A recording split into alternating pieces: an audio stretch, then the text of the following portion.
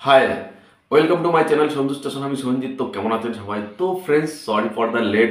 তার কারণ গতকাল শাকিব খানের রাতে রাজকুমার সিনেমার ফার্স্ট লুক এসছে, আমি দেখেওছি, বাট ভিডিও করতে পারিনি এবং আজকে সারাদিন চলে গেল ভিডিও করতে পারিনি। তো নানান প্রবলেম ছিল। তো ফাইনালি এখন আমি সেটার রিভিউ এবং রিয়াকশান করব খুবই অনেস্টলি।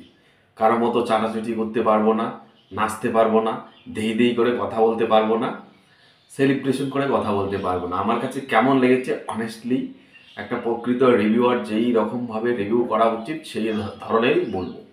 প্রথমত, এই যে পোস্টারটা এসছে রাজকুমারের, এটা আশা পূরণ করতে পারেনি। তার কিছু কারণ রয়েছে। সারাদিন কারেন্ট যায়নি, এখন ভিডিও করতে এসেছি তো লাইট চলে গেছে। যাই হোক, বাইরে দাঁড়িয়ে কথা বলছি। তো আমার কাছে কেমন লেগেছে ও বললামই তো যে আমার কাছে কিন্তু আশা পূরণ করতে পারেনি। পোস্টারটা কোথাও গিয়ে তার প্রিভিয়াস সিনেমা প্রিয়তমার ফার্স্ট লুকটা যে এসেছিলো শাকিব খান এরকম করেছিল। পোস্টারের ডিজাইন আলাদা, বাট সিমিলারিটি কিন্তু দেওয়ার চেষ্টা করেছে। তারপর আমি দেখলাম শাকিব খানের আরও একটা পুরনো সিনেমা শাহেনশাহ, সেটার সঙ্গেও কালার গ্রেডগুলো একটু একটু মিলছে। তার জন্য আমি কপি বা ইন্সপায়ার ওগুলোতে আমি বিশ্বাসীও না, আর ওগুলো আমি বলছিও না।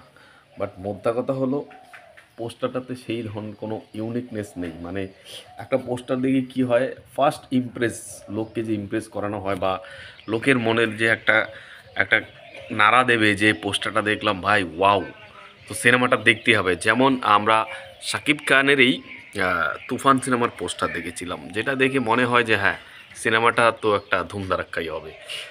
দর্দ সিনেমার যে পোস্টারটা এসছে, ওটাতেও কিন্তু ম্যাক্সিমাম ভালো লেগেছে। শাকিবকে রক্তাক্ত অবস্থায় দেখতে ভালো লাগছে। কিন্তু রাজকুমারের যে পোস্টারটা করেছে, এটাতে নতুনত্ব পোস্টার বলতে আমার কিছু মনে হয়নি। আর 2024-এ এসে মানে এই ধরনের পোস্টার জাস্ট আনএক্সপেক্টেড। সাকিবকে ঠিকঠাক লাগছে, সাকিবের বা পোস্টটাও ভালো ছিল, কিন্তু ওটা অফিসিয়াল পোস্টার লাগছে না। মনে হয় না যে ফ্যানমেড পোস্টার। আমার মনে হয় বাংলাদেশে যারা সাকিবের ফ্যান রয়েছে তারা এত ক্রিয়েটিভ, এর থেকে ভালো একটা ফ্যানমেড পোস্টার বানাতে পারবে। আমি দেখেওছি রাজকুমার নিয়ে অনেক ফ্যানমেড পোস্টার হয়েছে, সেগুলো ভালো, মানে এই অফিসিয়াল পোস্টার থেকে ভালো।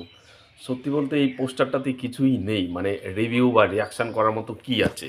শাকিব খানের জাস্ট এইখান থেকে একটা আতকাটা মুখ, গাল ভর্তি দাড়ি, চুলগুলো লম্বা, আর ওই বাইরের যে মানে বাইরের ব্যাপার নিয়ে যে সিনেমাটা, ওখানকার কিছু বিল্ডিং ফিল্ডিং দিয়ে দিয়েছে, এইটুকুই ভাই। মানে এখানে একটা বেসিক নলেজ থাকা উচিত ডিরেক্টরের। আর কী বা বলবো, তার প্রিয়তমা আমি দেখেছি, সেখান থেকে আমি মানে বুঝতে পারছি এই ডিরেক্টর এর থেকে বেশি এগোতে পারবে না।